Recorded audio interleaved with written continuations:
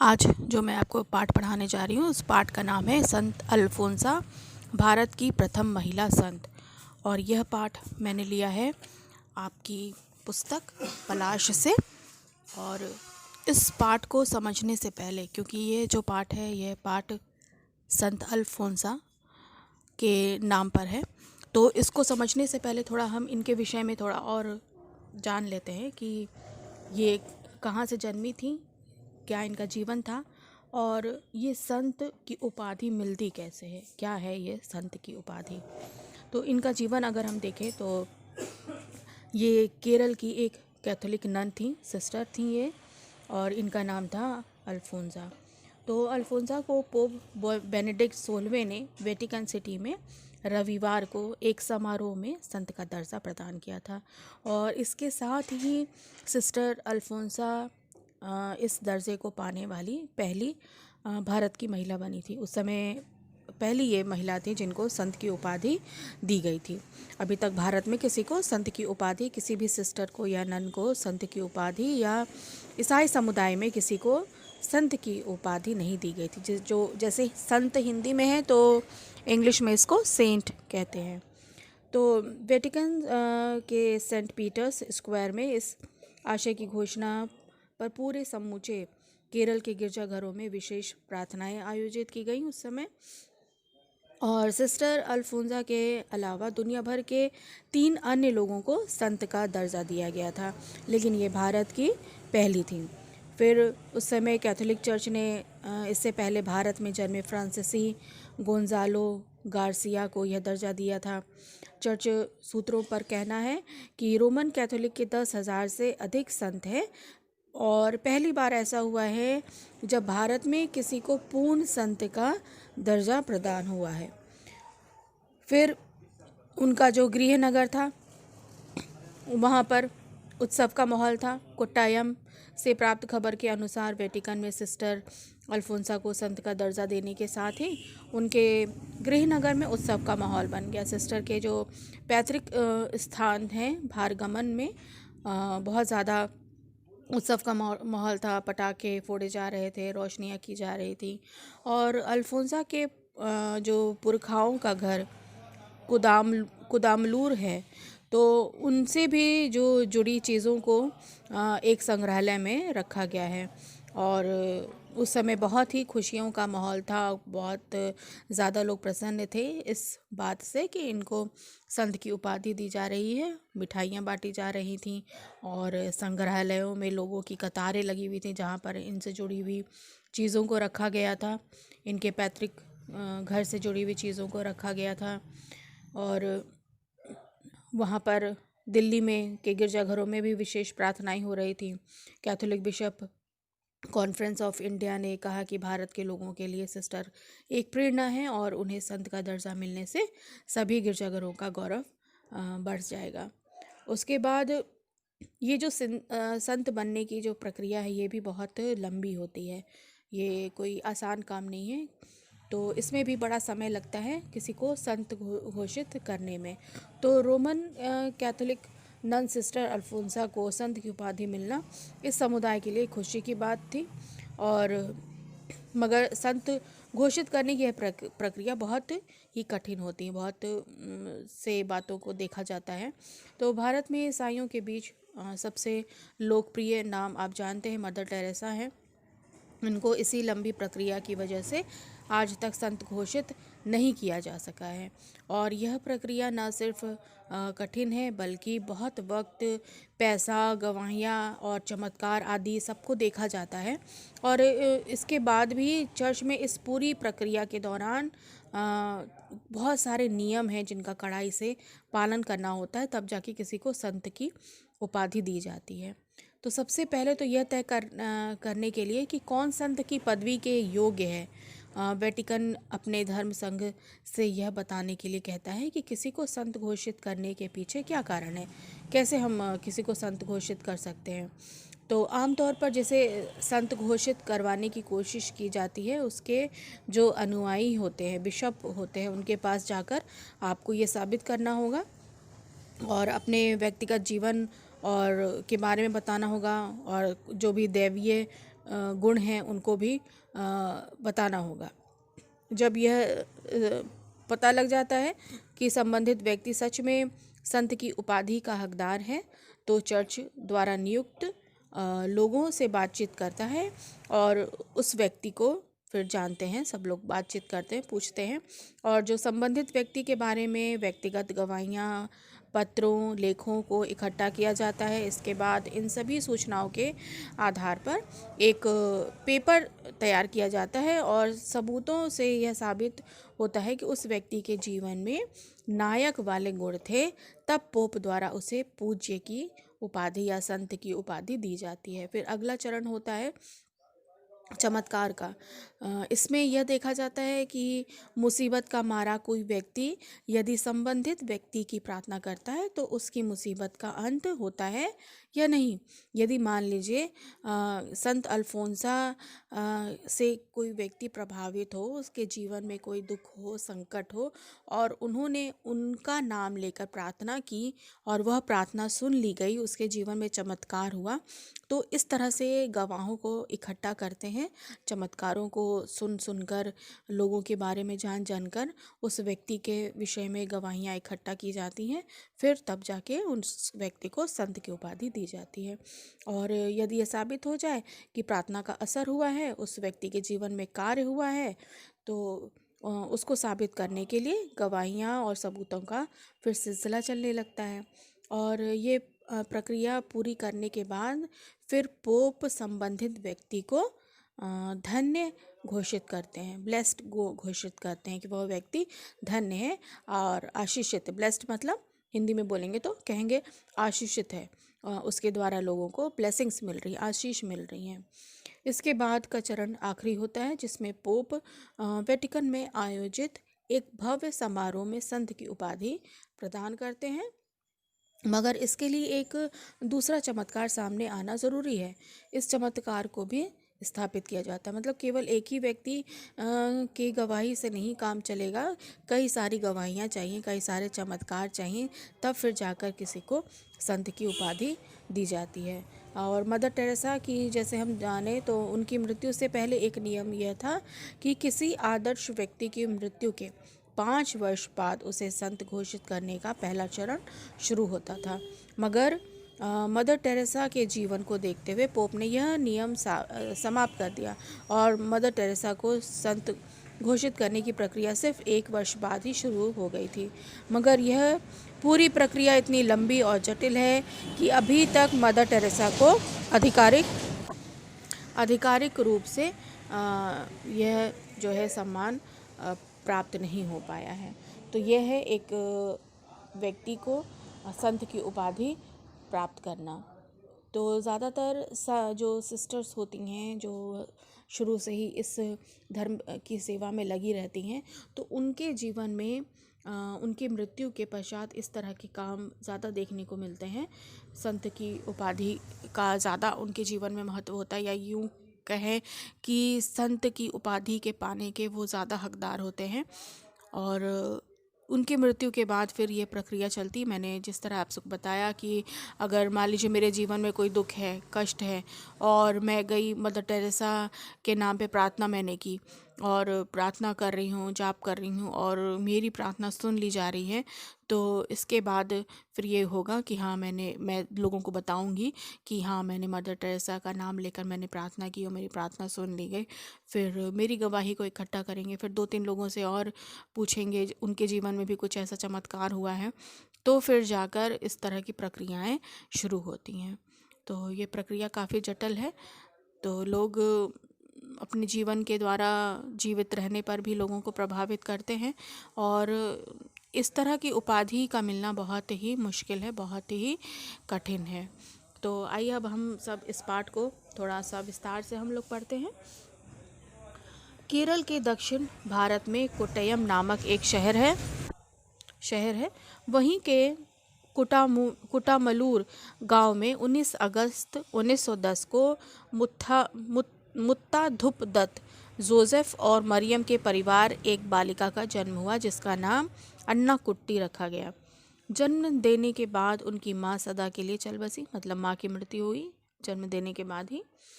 बालिका अन्ना का लालन पालन उनकी संतानहीन मौसी ने, संतानहीन मौसी मतलब उनकी मौसी के भी कोई इसके पहले संतान नहीं थी, कोई भी बच्चे उनके नहीं थे। और मौसी, आप जानते हैं मौसी मतलब माँ की बहन। उन्होंने अपना संपूर्ण वात्सल्य अन्ना कुट्टी पर उड़ेला और उसका पालन पोषण अच्छे संस्कार एवं धार्मिक वातावरण में किया। तो वात्सल्य मतलब अपनी पूरी ममता उन्होंने अन्ना कुट्टी के ऊपर मतलब इनके अन्ना के ऊपर उड़ेला। और न केवल घर गिरजे स्कूल में बल्कि हर काम काज पर उनकी मौसी माँ ने उन पर कड़ी नज़र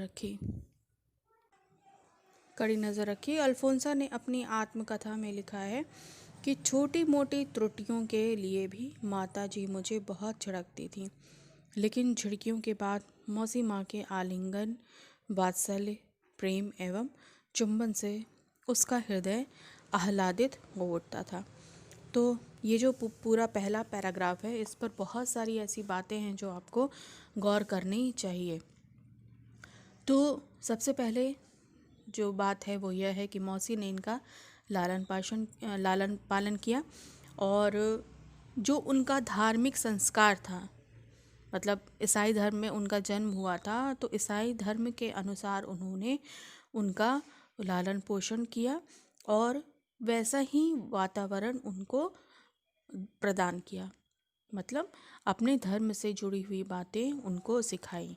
तो ये बहुत ही एक आवश्यक बात है किसी भी बच्चे के लिए, किसी भी संतान के लिए, कि वो जिस धर्म से जुड़ा हुआ है तो उसको उसके धर्म की कम से कम शिक्षा उसको ज़रूर मिलनी चाहिए। कम से कम वो अपने धर्म के विषय में जानने वाला होना चाहिए। आजकल बहुत सा ऐसा देखा जाता है, चाहे ईसाई धर्म हो या किसी भी धर्म को आप ले लीजिए, बच्चे अपने धर्म के विषय में ही नहीं जानते कि उनका धर्म क्या है, क्या शिक्षा देता है, क्या प्रेरणा देता है।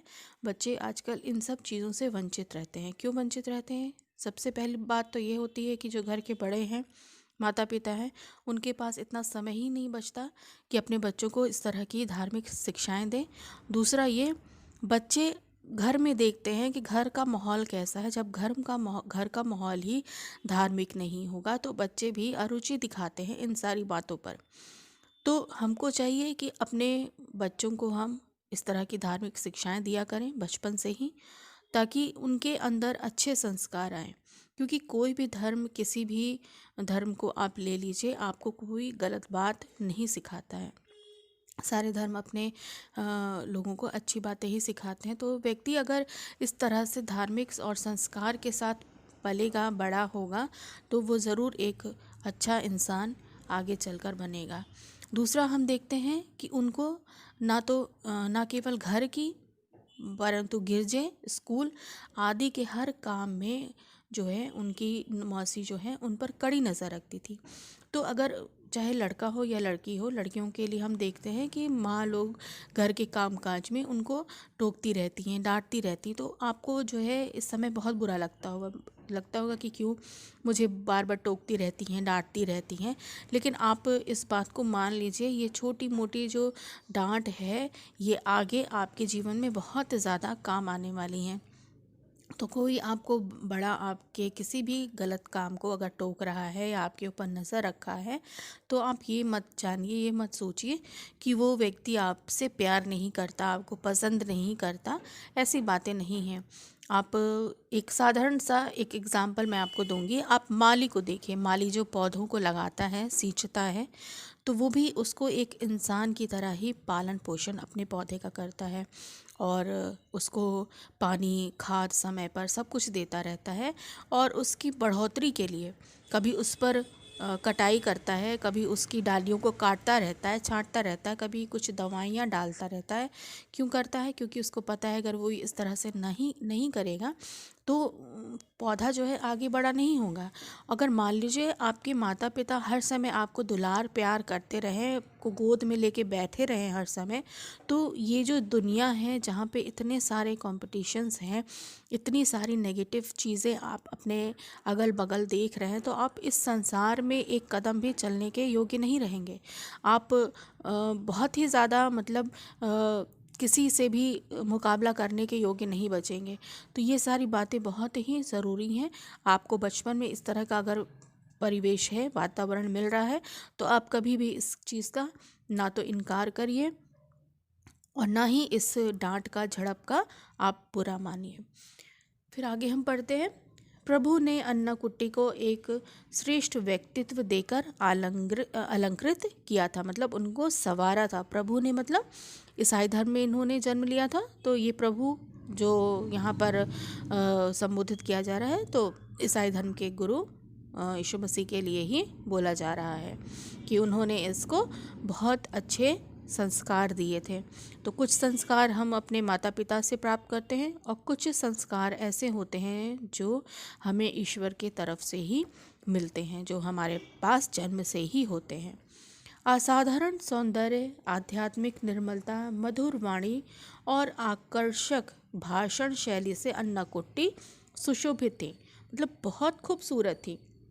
उनकी वाणी बहुत ही मीठी, मधुर बोलने वाली और भाषण देने में, स्पीच देने में बहुत ही निपुण थी।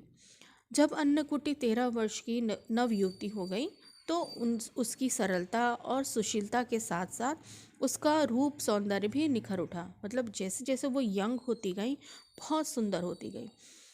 वे ईश्वरी प्रेरणा से एकांत तथा त्यागपूर्ण जीवन बिताना चाहती थी और वो उनका जो रुझान है, जो उनका लगाव है, वो ईश्वर के प्रति ज़्यादा होने लगा और वो अकेले में ईश्वर के साथ समय बिताना वो चाहती थी और उन्होंने ऐसा करना शुरू कर दिया।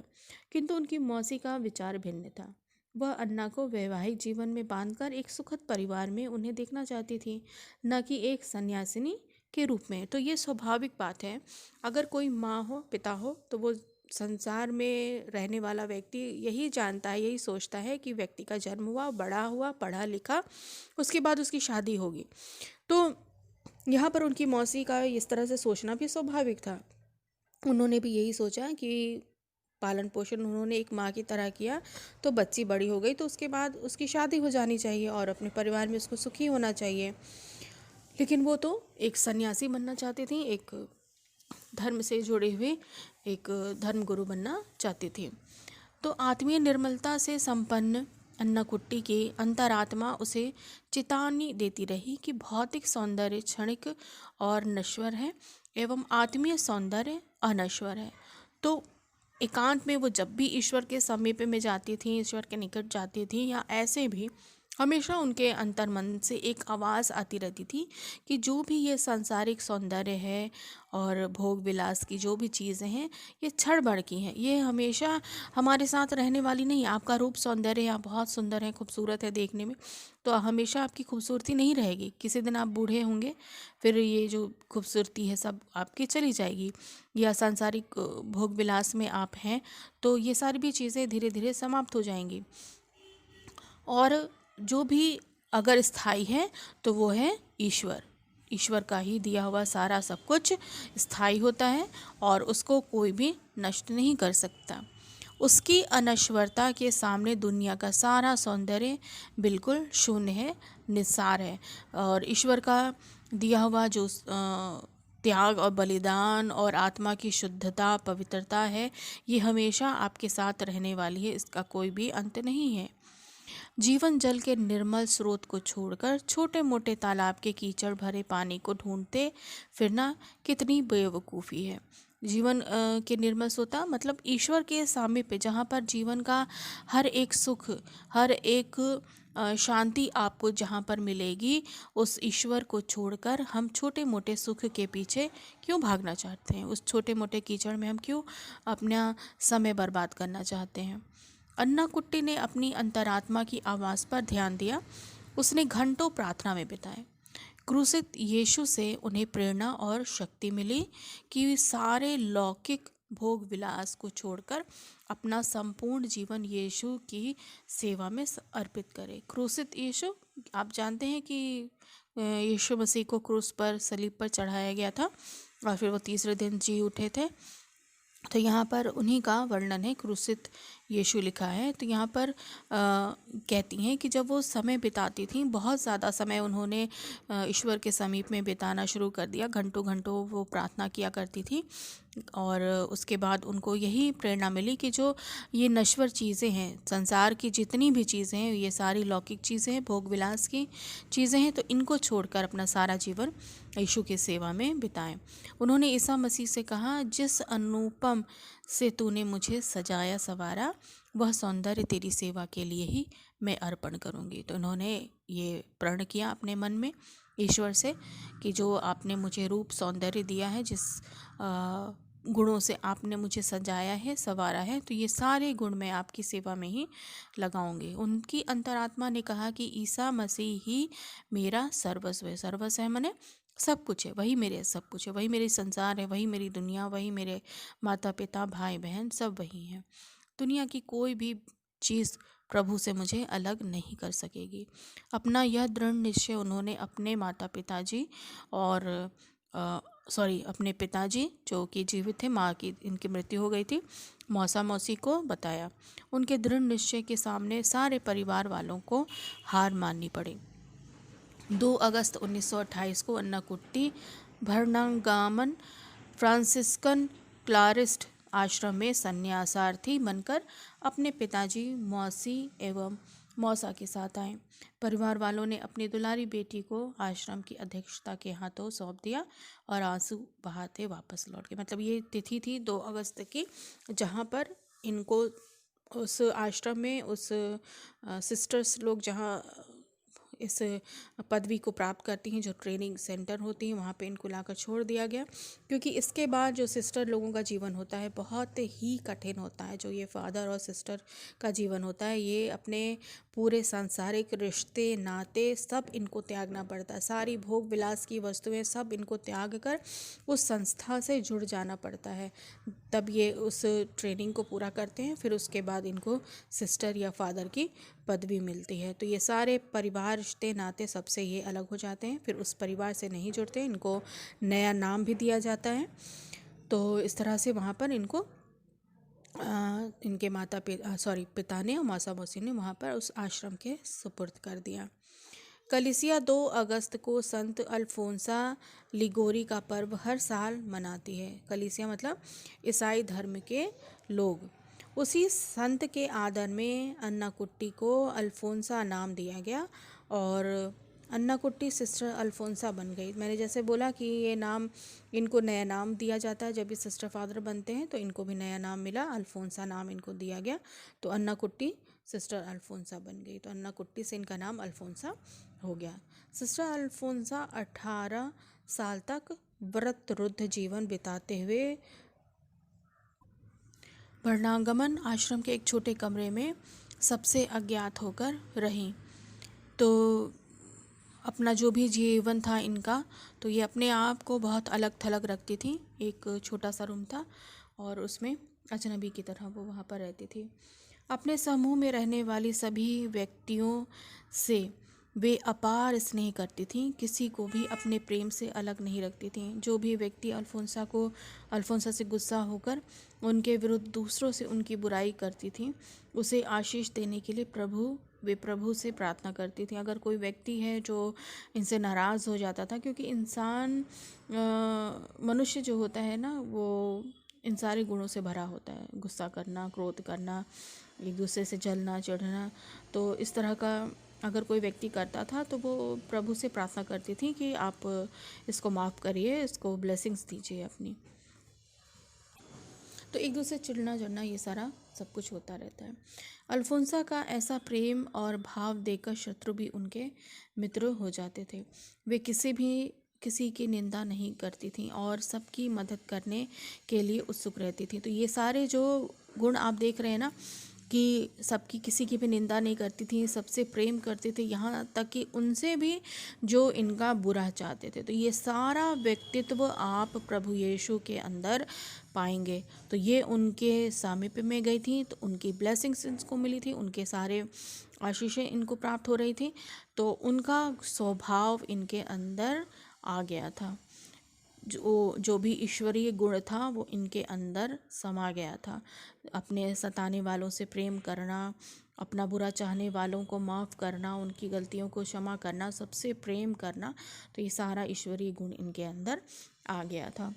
उन्होंने अपना पूरा जीवन प्रभु का नाम जपते, दूसरों को क्षमा करते, प्यार बांटते तथा दीप शिखा के समान जलते रहकर भी चारों ओर प्रकाश फैलाते हुए बिताया। अल्फोंसा के जीवन का विजयी रहस्य यही था।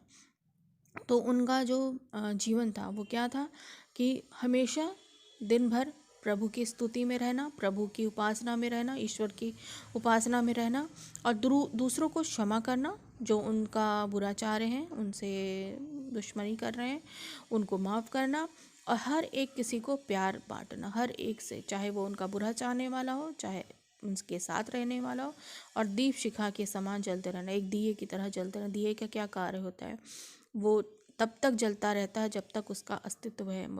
सबको प्रकाश देना दिए का काम होता है, एक किसी भी बत्ती का काम होता है दूसरों को प्रकाश देना, खुद जलते रहते हुए दूसरों को प्रकाश देना। तो ये था इनके जीवन का असली रहस्य, और यही जीवन था प्रभु यीशु के अंदर भी। उन्होंने भी अपना बुरा चाहने वाले, जिन्होंने उनको क्रूस पर चढ़ाया, सूली पर चढ़ाया, बिना वजह उन पर कोड़े बरसाए, उन पर दोष लगाए, उन्होंने उनके लिए भी अपने पिता से, अपने परमेश्वर पिता से क्षमा करने की प्रार्थना की। तो लौकिक दृष्टि से यदि देखा जाए तो अल्फोंसा ने कोई ऐसा महान कार्य नहीं किया था। मतलब अपने जीवन में बहुत कोई ऐसा काम नहीं किया कि अनाथ आश्रम इन्होंने खोल दिए, या जाके गरीबों के लिए खाना भिजवाती थी, या कुछ इस तरह के काम नहीं किया। विद्यालय इन्होंने खोला, निःशुल्क बच्चों को पढ़ाने का कार्य किया, ऐसा कोई कार्य नहीं किया संसार में रहते हुए। लेकिन केवल इनका जो स्वभाव था वो अतुलनीय था। लेकिन ईश्वर की दृष्टि से जो कुछ कार्य अल्फोंसा ने किए वह सब बहुत ही सराहनीय और महत्वपूर्ण थे। कभी कभी लोग, इंसान जो होते हैं ना, सांसारिक दुनिया में अपने धन को बटोरने में लग जाते हैं अपने जीवन को सुखी बनाने के लिए। लेकिन कभी कोई व्यक्ति ये नहीं सोचता कि ये जो हमारा धन है, संपत्ति है, ये मरने के बाद हमारे साथ नहीं जाएगा। आपके साथ आपका केवल व्यक्तित्व ही आपके साथ जाता है। आपका व्यक्तित्व ही आपको स्वर्ग या नरक पहुंचा सकता है। अगर आप अच्छे कर्म करने वाले हैं तो यह आपके कर्म आपको स्वर्ग की ओर ले जाएंगे। बुरे व्यक्ति हैं, बुरे कर्म करने वाले, तो वो आपको निश्चय ही नरक की ओर ले जाएंगे। तो धन दौलत दुनिया में कमाने के बजाय अगर व्यक्ति अपने आप का जो व्यक्तित्व होता है उसको कमाने की कोशिश करे, तो लोगों की आशीर्वाद को प्राप्त करने की कोशिश करे, तो वो ज़्यादा उसके लिए उपयुक्त होगा। तो 28 जुलाई 1946 को मिट्टी में सड़कर नव जीवन देने वाले गेहूं के समान दूसरों को नव जीवन देने वाली अल्फोंसा का जीवन मात्र 36 साल की उम्र में ही सदा के लिए बुझ गया। मतलब 36 साल की ही थी और इनकी मृत्यु हो गई। और गेहूं का यहाँ पे एग्जाम्पल दिया गया है कि गेहूं का दाना जब भूमि में सड़ जाता है, उसको अगर हम बोलते हैं, जब उसका बीज सड़ जाता है, तब उस सड़े हुए बीज से एक नया गेहूं का पौधा बाहर आता है, जिसमें एक दाने के बजाय कई दाने आप गेहूं के पाएंगे। वे कहा करती थीं, गेहूं के दाने कुचले और पिसे जाते हैं, तभी उजला मैदा हाथ लगता है और पकने पर मैदा पवित्र यूख्रिस्त की यज्ञ रोटिका में रूपांतरित हो जाता है। इसी तरह हम भी दुख के द्वारा ही कुचले, पीसे और पकाए जाने पर बलि की रोटियां बन जाते हैं। तो उनका कहना था कि जैसे गेहूं का दाना जब चक्की में आप गेहूं को पीसने के लिए देते हैं, तो वो गेहूं के दाने दो पार्टों के बीच में उनको कुचला जाता है, पीसा जाता है, तब जाके एक गेहूं का दाना आटे के रूप में परिवर्तित होता है। और यही आटा जब इसको पकाया जाता है तो ईश्वर की जो यज्ञ होती है उसकी रोटी वो बनती है। ये ईसाई समुदाय के लोग इसको अच्छी तरह से समझेंगे ये क्या चीज़ें हैं।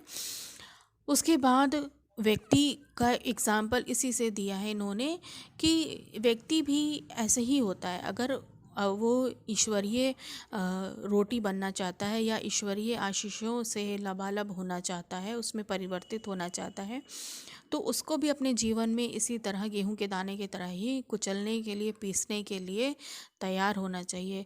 इस संसार के दुख रूपी भट्टी में उसको पकना चाहिए। तो आगे बताते हैं इसमें, इसी तरह हम भी दुख के द्वारा कुचले, पिसे और पकाए जाने पर बलि की रोटियां बन सकते हैं। तो संसार के जो भी दुख हैं, जीवन है, कष्ट है, उसमें हम पिसते हुए एक ईश्वरीय रोटी बन सकते हैं। कैसे पिसते हुए ईश्वरीय रोटी बन सकते हैं? जब आपके ऊपर परेशानी आए, आपके ऊपर दुख मुसीबत आए, तो आपको क्या करना चाहिए? आपको शांत मन रहना चाहिए, ईश्वर के समीप में रहना चाहिए, प्रार्थना करनी चाहिए अपनी सारी विपदाओं के लिए, मुसीबतों के लिए, और धीरज से उन सारे कष्टों को सहते रहना चाहिए। तब जाके आप ईश्वरीय बलि की रोटी बन सकते हैं। और अगर आप अपने जीवन से, कष्टों से दुखी हैं, कुड़कुड़ा रहे हैं, ईश्वर को कोस रहे हैं, अपने भाग्य को कोस रहे हैं, तब ना तो आपके ऊपर ईश्वर की आशीष आएगी और ना ही आप ईश्वर के पात्र बन पाएंगे। तो 18 अक्टूबर 2008 कलीसिया के इतिहास में स्वर्ण अक्षरों में लिखने योग्य दिन है, क्योंकि इसी दिन रोम में धन अल्फोंसा को संत का पद देकर ईसाई समाज एवं भारत को गौरवान्वित किया गया। संत वह होता है जिसकी दृष्टि इस संसार में रहते हुए भी सांसारिकता से परे ईश्वर की ओर रहती है। तो जैसा मैंने आपको पहले भी बताया कि मरने के उपरांत क्या क्या चीज़ों को देखा जाता है किसी को संत की उपाधि देने के लिए।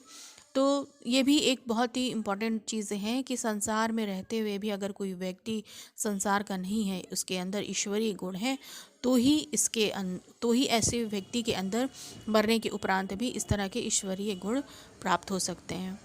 उसमें नम्रता और दीनता कूट कूट कर भरी रहती है। अगर कोई व्यक्ति दुष्ट चरित्र का है, पियक्कड़ है, चोर डकैती करने वाला है, तो ऐसे व्यक्ति को अगर हम सोचेंगे संत की उपाधि मिलनी चाहिए या संत की उपाधि के लिए इसका नाम अंकित करना चाहिए, तो ये गलत है। ऐसे व्यक्ति के लिए नाम पे ना कोई प्रार्थना ईश्वर सुनता है और ना ही इस तरह की ईश्वरीय आशीष उस व्यक्ति पर होती है।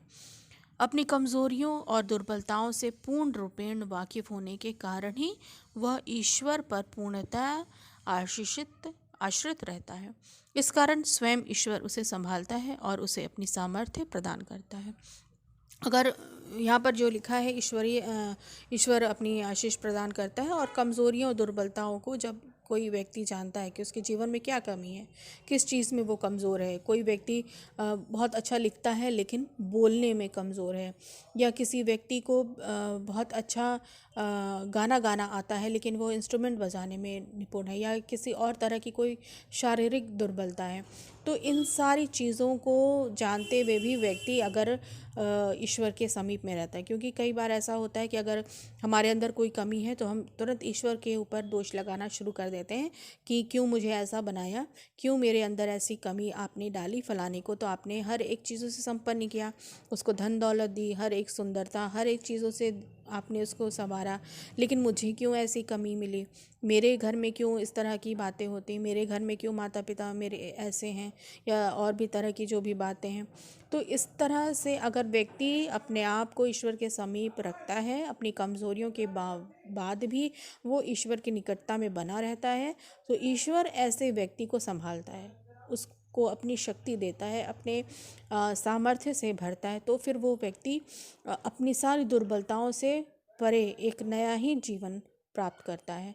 तो यही प्रेरणा हमें इस पाठ से लेनी चाहिए कि हमको अपने व्यक्तित्व को संवारना है, अपने आत्मिक गुणों से अपने आप को हमको सजाना है, और सांसारिक धन दौलत को छोड़ के, इसके पीछे भागने को छोड़कर हमें स्वर्गीय धन के पीछे लगना चाहिए, क्योंकि सांसारिक धन संसार की है, नश्वर हैं, और ईश्वरीय गुण ही हमारे साथ सर्वदा बनी रहती है। तो इस पाठ से यही शिक्षा है, हमारी जिज्ञासा हमें बहुत कुछ सिखा सकती है। अगर आपके अंदर जिज्ञासा है किसी चीज़ को प्राप्त करने की, तो आप बहुत कुछ सीख सकते हैं। तो ये था संत अल्फोंसा का पाठ। मुझे आशा है आपको इस पाठ से ज़रूर प्रेरणा मिली होगी।